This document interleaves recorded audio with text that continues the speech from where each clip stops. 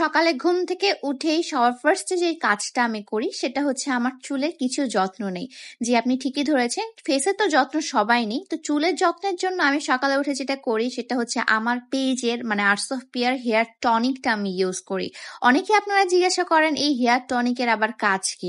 Hair টনিকটা হচ্ছে আপনারা যারা আমার মতো লেজি মানে কোনো কিছুই করতে ভালো লাগে না, চুলের মধ্যে হেয়ার অয়েল দেওয়ার সময় থাকে না, হেয়ার প্যাক দেওয়ার সময় থাকে না কিন্তু চুল উঠে যাচ্ছে, তাদের জন্য এই হেয়ার টনিকটা দিলে আপনাদের চুল পড়াটা একদম কমে যাবে, এটা গ্যারান্টিড। এবং আপনাদের চুলটা কিন্তু খুব ভালো ভলিউমও দিবে। তারপর আমি চলে গেলাম আমার শুটের জন্য একটু বাইরে। আজকে যেই শাড়িটা শুট করব সেই শাড়িটা আমার পেজেরই থাকবে এবং চলে যাচ্ছে হচ্ছে আমি দীপশিকা স্কুলে। আপনারা যারা দিনাজপুরের আছেন তারা সবাই জানেন দীপশিকা স্কুল কতটা পরিমাণে ফেমাস। এটা হচ্ছে একটা জাপানিজদের একটা প্রজেক্ট, মানে জাপানিজরা এটা চালায়। দীপশিকা যাওয়ার পথে এই সুন্দর গাছটাতে আমার হচ্ছে চোখটা পড়ে যায়। তো বোরহান ভাইয়া যেহেতু আজকে ফটোগ্রাফিতে ছিল, বোরহান ভাইয়া বলছিল যে এখানে একটু দাঁড়াও, এখানে আমি তোমার কয়েকটা ছবি তুলে দিই। এই যে সুন্দর শাড়িটা দেখছেন না, শাড়িটা কিন্তু আমার পেজের। একটা শুট পারফেক্ট করার জন্য কতই না কষ্ট করার লাগে আমাদের সবারই, তাই না?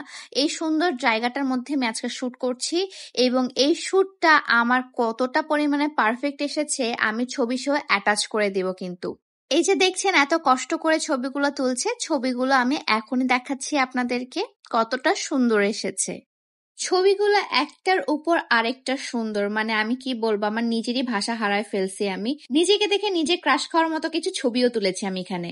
তো আমি ফাইনালি চলে যাই দীপশিকা স্কুলে। এটা একটা স্কুল এবং এটা হচ্ছে বিরলের সাইডে একটু স্কুলটা, মানে দিনাজপুর শহর থেকে একটু খুবই ভিতরে। সো আমরা অটো নিয়ে গিয়েছিলাম সেখানে। স্কুলটা এতটা পরিমাণে সুন্দর, আশপাশের পরিবেশগুলো খুবই সুন্দর। এখানে ক্লাস 10 পর্যন্ত আপনার মেবি পড়ানো হয়।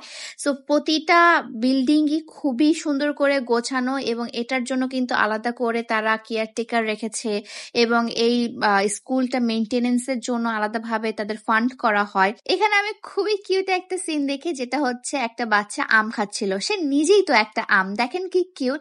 সে নিজে এত কিউট করে আম খাচ্ছিল, দেখেই আমার খুব ভালো লাগছিল, তাই আমি তার একটু ভিডিও করে রেখেছিলাম।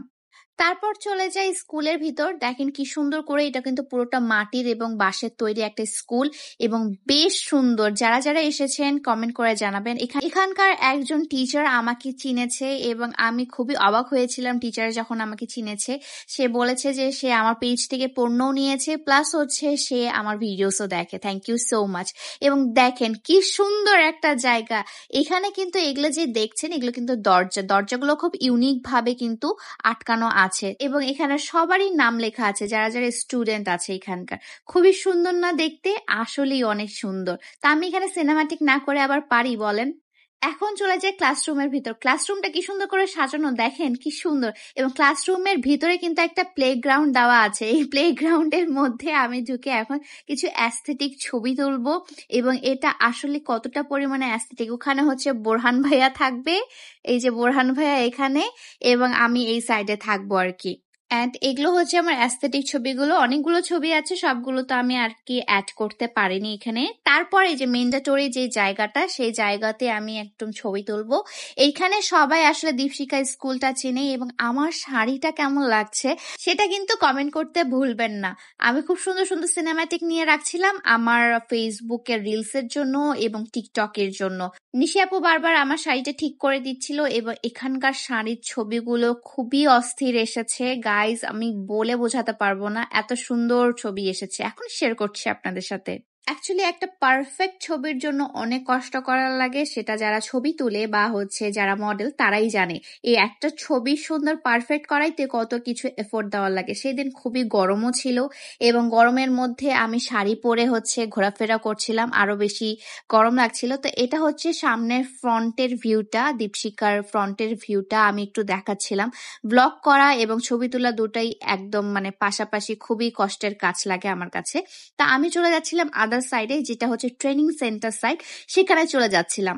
এর মাঝখানে কিছু শিক্ষার্থীদের সাথে আমার দেখা হয়ে গেল এবং এই বাচ্চাটা বলছিল, আপু আমি তোমার অনেক বড় ফ্যান এবং তোমার প্রতিটা ভিডিও দেখি এবং তাদের ক্লাসরুম গুলো কোথায় কি রকম, এবং সে বলছিল যে আমি তোমাকে হাক করতে চাই। তো কেন না, আমি তাদেরকে কেন হাক করব না।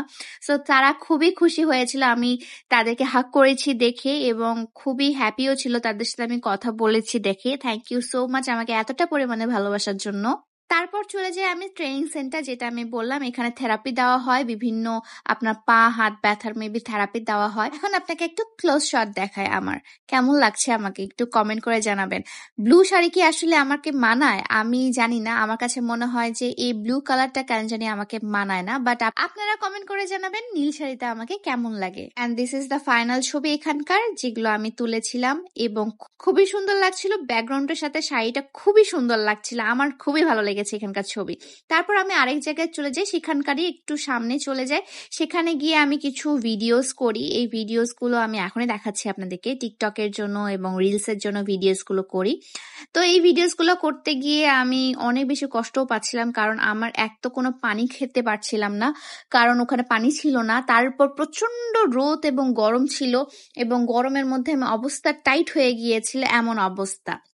তো এখানেও কিছু একটু অ্যাস্থেটিক ছবি তুলি, অ্যাকচুয়ালি জায়গাটা একটু অ্যাস্থেটিক টাইপের, খুব সুন্দর সুন্দর শাড়ি পরে ছবি আসে এখানে। তারপর আমরা উপরে চলে গেলাম, অ্যাকচুয়ালি এটা হচ্ছে 3 তলা, তো আমরা দোতলায় চলে এলাম। দোতলায় এসে এখানে এত পরিমাণে গরম লাগছিল, কোনো বাতাস টাতাস কিচ্ছু ছিল না। সো এইখানে আমি ভাবছিলাম যে একটু হচ্ছে ভিডিওস করব এবং ছবি তুলবো। ছবির জন্য অ্যাকচুয়ালি আমি যে কোনো কিছুই করতে পারি, কারণ ছবি ভালো না আসলে অ্যাকচুয়ালি মনে হয় যে সব মানে কষ্ট বৃথা হয়ে যায়। সো এই কষ্টটা তো আমি করতে পারবো, কারণ আমি অ্যাজ এ হচ্ছে সোশ্যাল মিডিয়ার প্ল্যাটফর্মে মানুষ, তো এই কষ্ট না করলে কি হয় বলেন। অ্যান্ড এগুলো হচ্ছে আমার কষ্টের ফল, যেগুলো হচ্ছে ভাইয়া তুলেছে, খুবই সুন্দর সুন্দর ছবি তুলেছে। আমার এই ছবিটা খুবই পছন্দ, এই ছবিটাও অনেক বেশি পছন্দ হয়েছে। তারপর চলে গেলাম 3 তলায়। এই জায়গাটা না খুবই সুন্দর একটা লাইটিং আসতেছিল এই জায়গাটাতে, তাই ভাবলাম যে এই জায়গাটাতে একটা সুন্দর ছবি তুলবো, কিন্তু ভাই ওরা চিল্লাচিল্লি করা শুরু করে দিচ্ছিল, আর এত পরিমাণে গরম ছিল যে চলে এসেছি। এখানকার ছবিগুলো খুবই অ্যাস্থেটিক এসেছিল, আপনাদের কি মনে হয় কমেন্ট করে জানাবেন। কিন্তু আমার পার্সোনালি যেটা মনে হয়েছিল, তারা একটু ফ্রেন্ডলিও না, কারণ হচ্ছে তারা আমাদের সাথে কোঅপারেট করছিল না, প্লাস হচ্ছে তারা একটু বাজে বিহেভও করেছে আমাদের সাথে। বাট ব্যাপার না, রুলস ইজ রুলস, কনসা আমাদের প্রতিদিন যাইতে হবে ওখানে। সো আমি একবার গিয়েছি, একবার গিয়ে শুট করেছি। এটা কিন্তু আউটসাইডারও অ্যালাউ ছিল কয়েকদিন আগে, বাট এখন কেন যেন অ্যালাউ করে না, আমি জানি না কেন। তো এত পরিমাণে পানির পিপাসা লেগেছিল যে এখানে আমি হচ্ছে কল থেকে পানি খেয়ে নিচ্ছিলাম। আমার খুবই পিপাসা লেগেছিল, মানে এত গরম এবং পিপাসার মধ্যে খুবই বাজে অবস্থা হয়ে গেছিল আমাদের সবারই। তো বোরহান ভাইয়ারও একদম বাজে অবস্থা হয়ে গিয়েছিল। তারপর আমার পিআর এর একটা শুট বাকি ছিল, সেই পিআর এর শুটটাও আমি এখানে করে ফেলি। শুট শেষ করে এখন চলে যাওয়ার পালা। দেখেন আমার অবস্থা পুরো লাল টমেটো হয়ে গিয়েছি, কারণ অনেক বেশি আমি শুট করে ফেলেছি এবং আমার অবস্থা আজকে অনেক খারাপ। তারপর আমরা হচ্ছে একটা জায়গায় যাই, সেই জায়গাটাতে হচ্ছে আপনার বড়া পেঁয়াজ এগুলো ভালো পাওয়া যায়, তাই ওখানে গিয়ে আমরা একটু বসার ট্রাই করি, এবং ওখানে গিয়ে দেখি যে অনেক সুন্দর একটা প্লেস। কিন্তু এখানে যদি একটু মানে ইয়া থাকতো, কি বলে, বাতাস থাকতো একটু, আর একটু রোদটা কম থাকতো, রোদের তাপটা কম থাকতো, আরো বেশি ভালো লাগতো আর কি। সো আমরা ওখানে গিয়ে একটু চিল করছিলাম আর কি, যেটা বলে চিল করা, সেটাই করছিলাম। এবং এই জায়গাটা আমার খুব ভালো লেগেছে, একদম নিরিবিলি লেগেছে আমার কাছে। তারপর বোরহান ভাই এবং নিশি আপু নিয়ে আসে হচ্ছে আমার জন্য কিছু স্ন্যাক্স। এই স্ন্যাক্স গুলো আমার অনেক বেশি পছন্দ, মানে এই যে ভাজা পোড়া টাইপের স্ন্যাক্স গুলো আমার খুবই পছন্দ। এখানে পটলের বড়া এবং হচ্ছে এমনি ডালের বড়া, তারপর হচ্ছে এখানে পাঁপড় ভাজা, এগুলো সব নিয়ে এসেছিল বোরহান ভাইয়া। তারপর আমরা সবাই মিলে এখানে পার্টি করছিলাম এবং খাচ্ছিলাম, সবাইকে বলছিলাম নাও তোমরাও নাও, কারণ একটু ক্ষুধায় লেগে গিয়েছিল, অনেকক্ষণ ধরে না খাওয়ার জন্য আসলে ক্ষুধায় লেগে গিয়েছিল। তারপর বাসায় চলে আসি, বাসায় এসে তো এই তো আমাদের এখন একটু রেস্ট নেওয়ার পালা। সো আজকের ভিডিওটা আমি এখানে এইভাবেই শেষ করছি। কেমন লাগলো ভিডিওটা জানাবেন আমাকে অবশ্যই কমেন্ট করে। আল্লাহ হাফেজ, বাই।